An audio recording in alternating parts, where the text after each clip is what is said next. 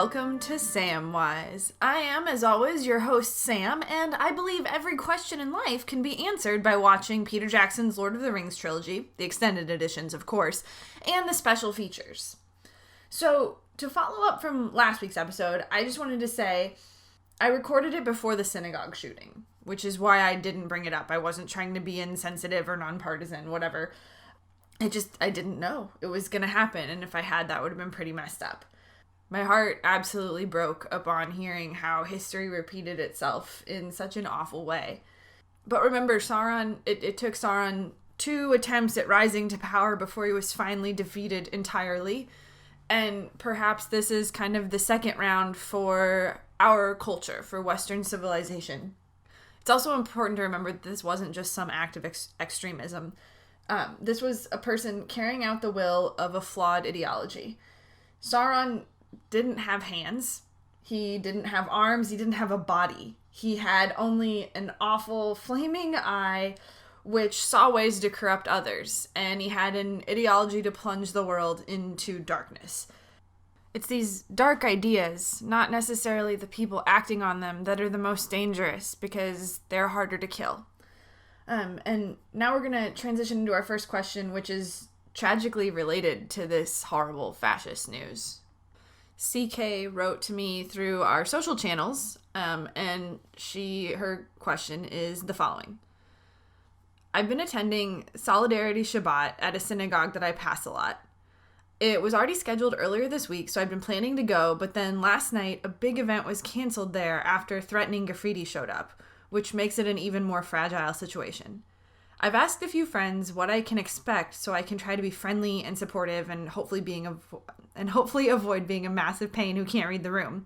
But I'm wondering what LOTR has to say about entering grieving spaces and offering respectful support in violent times. First of all, I'm so very sorry for the people in your community, for the people who attend this synagogue, for the Jewish people that are dealing with this rise in anti-Semitism, that have to deal not only with grieving their fellow community members in Pittsburgh, but who also have to deal with further threats from awful, awful people. As we covered in last week's episode, our own world mirrors very heavily Middle-earth as Sauron rises to power, so there is definitely wisdom here. As in our world, there is great loss throughout Middle-earth as Sauron's forces wreak havoc, so there's a lot of grief. Our first instant of it actually happens in Moria, when Gimli discovers his cousin Balin and all the dwarves have been slaughtered. The group lets Gimli grieve while they try to figure out what happened. Gandalf handles the reading. He picks up that dusty tome and he effectively takes on the emotional labor so Gimli can just mourn his family member. He doesn't make Gimli read the historical record even though it's in his native tongue. So while you're at Shabbat, don't be the one to just bring up anti-Semitism, expecting to learn about it from its victims. And if others do bring it up, let them be angry. Let them mourn. Let them be upset about it, because this is a tremendously upsetting situation. And again in Rohan, Gandalf uses a similar strategy with the grieving Theoden, who had his mind overtaken and lost his son. Gandalf listens to Theoden and he helps him strategize how to save his people, how to make up for the lost time that he had being abused and being stuck in this horrible web. He pushes Theoden away from blaming himself, especially at the tomb of his son, and reminds him that this is just a horrible situation, that Theoden isn't totally to blame. He wasn't in his right mind. And it's that last part, that not expecting so much emotional labor of the victims, not blaming them, that is the key. And that's what Gandalf was really smart about. Our Jewish brothers and sisters are not only grieving lives lost, but they're grieving a sense of safety. And there's just this horrible reminder that there are still people out there in this world who view them as less than human. Our job in these grieving spaces is to do what we can on our own before we get there to understand their plight, which it sounds like you're doing, so well done. And it's to not blame them for their victimization and for their persistence in existing. They have a right to be here. They are human beings. They are survivors, and it's beautiful. And we can't blame them for the attitudes and crimes of their oppressors. I'll include some links to articles about anti-Semitism for curious listeners in the show notes. I've actually been doing a lot of research myself this week. But let's all try to be a little bit more like Gandalf in these trying times. We need to be a force for good who not only fights for all races in Middle-earth, but who sees them as people and who takes the time himself, who puts the onus on himself to learn and to empathize and to understand where they're coming from. He's a perfect example of compassion, and we should all strive to emulate that. Good luck this weekend, and again, I'm so sorry.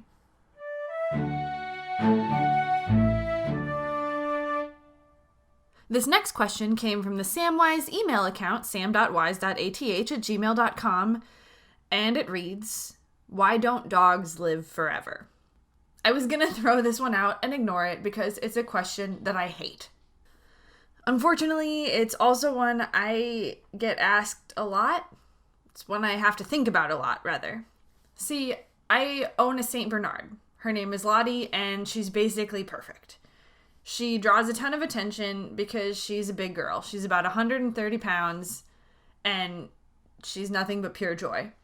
But the one thing people seem to know about giant dog breeds is that they have a short lifespan. Owning a big old dog like Laddi means that I'm constantly reminded that I'm probably going to outlive my girl.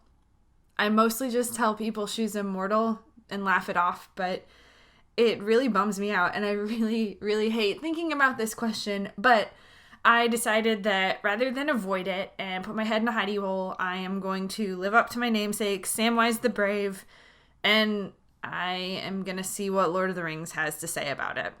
So, thanks, listener, for giving me a taste of my own medicine. So, why don't dogs live forever? One of the things that the ring does to its victims is that it gives them unnaturally long lifespans. Immortality, it seems, is a sort of corruption. As Middle-earth more moves toward either the doom and darkness of Sauron or toward a new age, the elves, also kind of immortal or at least immune to aging and sickness, they've seen the desecration of their corpses in the war. They became Uruk-hai and kind of goblins and stuff. Well, not goblins, but they've been corrupted and they become the Uruk-hai. They become the orcs. So they decide to end their immortal time in Middle-earth. They move on to the Grey Havens. So once again, immortality doesn't have a place in Middle-earth. But why? Arwen, who is ostensibly immortal, she's an elf, she gets the chance to choose a mortal life for the sake of love. For her, all the time in the world is irrelevant without the man that she loves. In order for love to be unique, and because love is so special, it can only exist in finite contexts. Good can only stay good if there are limits, otherwise it becomes normalized, and then it becomes corruptible. This is all to say that our relationships with our dogs, they might be special because they are so short. We have these animals who love us unconditionally, that have evolved alongside us, that have made us, like as a species, the people that we are today. In addition to our individual dogs making us as individuals better in a lot of ways. It's a strong one and a special one, maybe, because it has limits. And it forces our hearts to transcend those.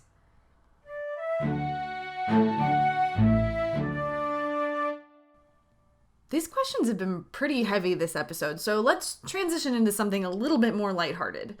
I received 2 very similar questions this week, and it made me laugh. They both came through the Samwise email inbox. The first read, "How can I get motivated and stay motivated for a workout routine?" The second, from Out of Shape, read, "Hi Samwise, I've been wanting to start an exercise routine to get in shape, but I can't seem to get motivated or prioritize time for exercise in my busy schedule. Please help with your LOTR wisdom. Thanks!" Making exercise a habit is tough. Exercising for the sake of exercising, especially solo, is so boring, so I definitely relate to you both. When Peter Jackson brought the Fellowship together, according to the special features on Fellowship, he actually had them bond via their physical training. They learned canoeing together. Because exercising is super lame, the buddy system might be worth both of you considering. take classes or join a running group. I personally love my Tai Chi bros, and I love taking yoga classes at a local brewery. The relationships not only add to my level of accountability, they're also good for making you like exercise. And they're good for you. It's always great to meet and get to know new people. Who knows, maybe you two will find each other and become your own little fellowship. That'd be awesome. Good luck.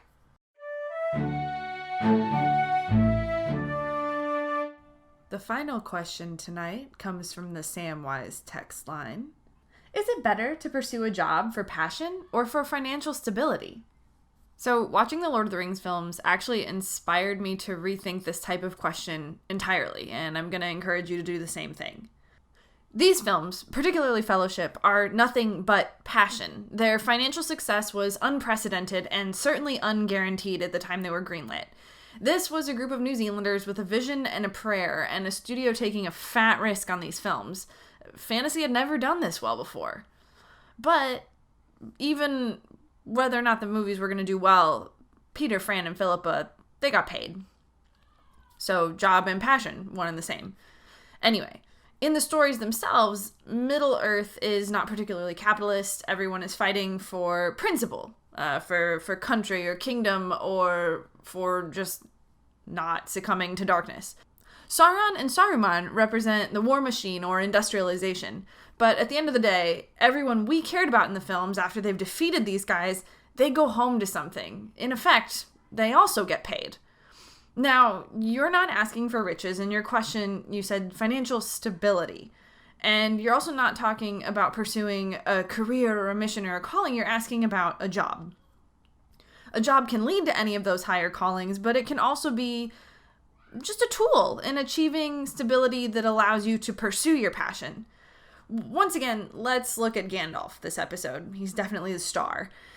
His passion was to get the ring to Mordor and stop Sauron. But that passion couldn't be his job. It was too risky for him to have that much power. He tells Bilbo straight away, "Don't tempt me, this could be horrible."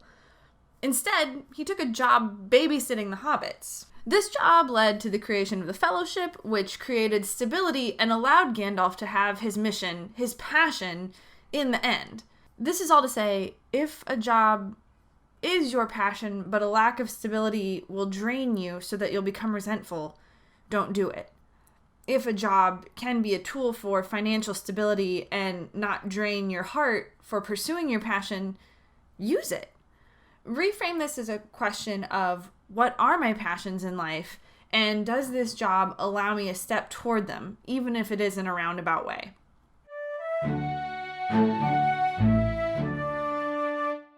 All right, that brings us to the end of the episode. Thanks, as always, for listening to Samwise. If you would like to have a question featured, please leave a voicemail or a text message at the Google Voice line, 608-561-2755, or shoot me an email at sam.wise.ath@gmail.com. You can also reach out through the After the Hype social channels, especially on Facebook or the Instagram ATH Podcast. You can also reach me at my Instagram at SammyJane613, or you can check out my dope dog's Instagram at Saint_Laddi. She did get featured in this episode because she is so special. I would also encourage you to check out the other After the Hype Network podcasts. The first, of course, being After the Hype every Thursday at 10 a.m., which yours truly sometimes co-hosts. You should also check out Venture Bros, a Venture Brothers podcast, and visit athpod.com for articles every Wednesday and Friday. Don't forget to rate and review us on iTunes or check us out and subscribe on Google Play. Bye!